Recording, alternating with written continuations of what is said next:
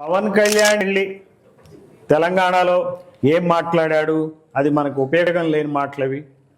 అక్కడ తెలంగాణలో బీసీలకు ఉపయోగం లేదు, తెలంగాణలోని ఎస్సీలకు ఉపయోగం లేదు, తెలంగాణలో ఎస్టీలకు ఉపయోగం లేదు, తెలంగాణలోని ముస్లింలకు ఉపయోగం లేదు.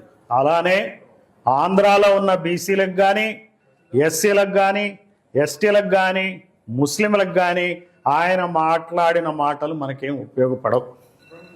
ఆయనే కాదు, చంద్రబాబు మాట్లాడే మాటలు కానీ, జగన్మోహన్ రెడ్డి మాట్లాడే మాటలు కానీ, కేసీఆర్ మాట్లాడే మాటలు కానీ, రేవంత్ రెడ్డి మాట్లాడే మాటలు కానీ, మోడీ మాట్లాడే మాటలు కానీ మనకి ఉపయోగపడే మాటలు కావు.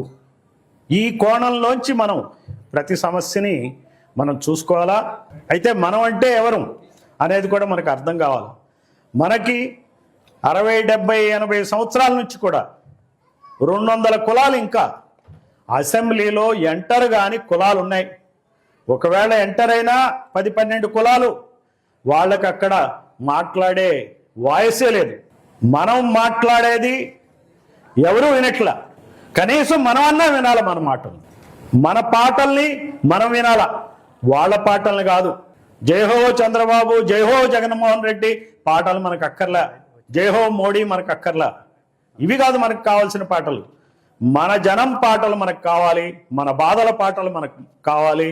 మనల్ని అందరినీ చైతన్యపరిచే పాటలు, మాటలు, వ్యక్తులు, విధానాలు, రాజకీయాలు, సిద్ధాంతాలు అవి కావాలి మనకి.